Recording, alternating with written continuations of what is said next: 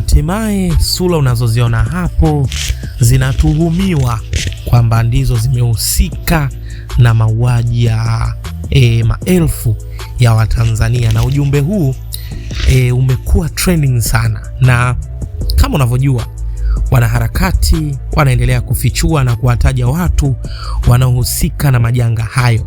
Hilda Newton, huyu ni kada wa Chama cha Demokrasia na Maendeleo, lakini pia ni muhanga wa tukio la utekaji ambaye alishawahi kukutana na changamoto tu pindipo alipojifungua, basi walimchukua, kitendo ambacho kilimfanya kufikiria sana kuhusu mtoto wake. Unajua, akatoka kujifungua alafu wamemchota. Sasa Hilda Newton alishawahi kufichua kwamba Mafwele anahusika. Sasa nikinukuu alichokiandika, Hilda anasema hivi: hawa watu ndio walioua ndugu zetu operation ya Mkilu huko Kibiti. Mwaka 2017 wakati wa Magufuli iliundwa kanda maalum ya kipolisi ambayo ilipewa jina la Mkilu, yani Mkulanga, Kibiti na Rufiji. Wakati huo IGP alikuwa Simon Silo na waziri wa mambo ya ndani alikuwa Mwigulu Nchemba.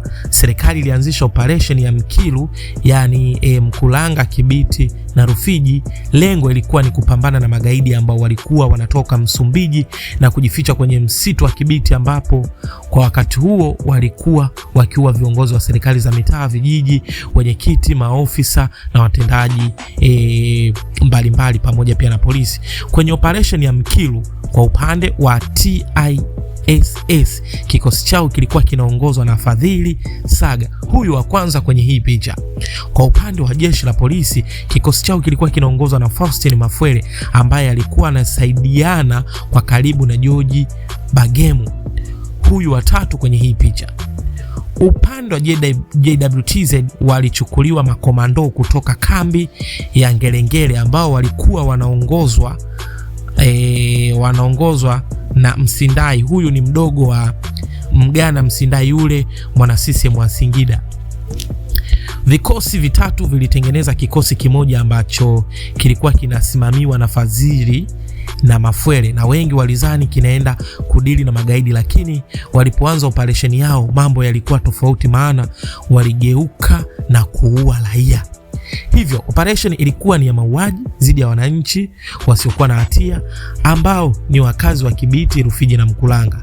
Hawa wauaji na vikosi vyao walipofika tu Kibiti walianza kuteka wananchi wasiokuwa na hatia. Walikuwa wanavamia makazi ya wananchi, wakikuta vijana wa kiume, baba zao walikuwa wanawabeba wote na kwenda nao msituni, ambako kwa mujibu wa uchunguzi ambao alifanya Azo Igwanda walikuwa wanateswa sana, huku wakihoji wakimaliza wanawatesa na kuwaua, yani walikuwa wakimaliza kuwatesa wanawaua.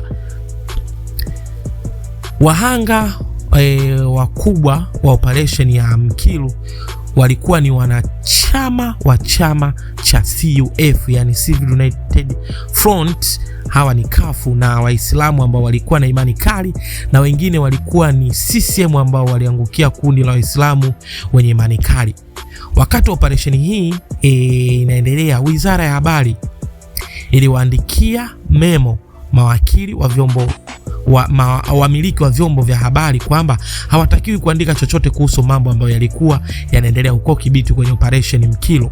Wananchi walikuwa wanapaza sauti zao kuhusu mauaji ya kinyama dhidi ya ndugu zao, lakini sauti zao zilikuwa hazisikiki kwa sababu serikali ilifanikiwa kudhibiti taarifa.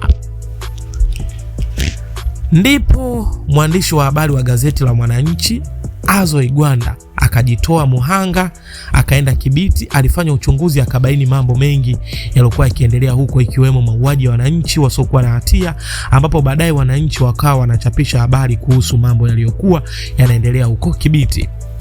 Waliokuwa wanaendesha operation hiyo walipoona mambo ya Kibiti yameanza kuandikwa na mijadala imeanza kushika kasi kwenye mitandao, waliamua kumteka na kumpoteza Azo Igwanda, na aliyeongoza kikosi hicho ni Fadhili Sanga. Na kwa mujibu wa mtoa taarifa, Fadhili Sanga yeye ndio aliyempiga risasi na kumuua Azo Igwanda. Baada ya kumuua, walimzika kwenye msitu Kibiti pamoja na miili ya watu wengine. Ndani ya msitu huo kuna makaburi mengi ya halaiki ya watu waliouawa kwenye operation. hiyo ndipo idadi ya watu waliouawa inakadiriwa kuwa ni zaidi ya watu 2000. Baada ya operation ya Mkilu, Fadhili alipandishwa cheo na kuwa mkuu wa operation wa TISS. Mafwele alipandishwa cheo na kuwa Zonal Criminal Officer na George Bagemu akapandishwa cheo kuwa Deputy Zone Crime Officer. Kuna watu ambao wanasema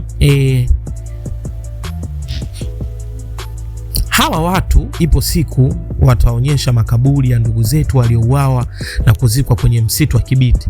Siku ikitokea tukapata rais mpenda haki ambaye anathamini uhai wa watu, halafu akaunda tume ya uchunguzi kuhusu operation ya Mkilu, tutajua mengi zaidi ya kuhusu hawa watu. Mwisho wa kunukuu, na ndio mwisho wa hii habari. Naomba wewe ndio utoe comment hapo. Huyu mwanadada aliyefichua hii habari, je, atabaki salama? Hapa namzungumzia Hilda Newton ambaye alishawahi kutekwa, akaambiwa ajidhamini mwenyewe, lakini aligoma na akaja kufichua kwamba ukikamatwa anakuambia ujidhamini, na ukijidhamini wanakuua. Mambo mengi. Na ndugu zako akienda wanaambia bwana, huyu mtu tulimwachia kwa sababu alijidhamini, kumbe tayari. Okay, drop comment. Bye bye.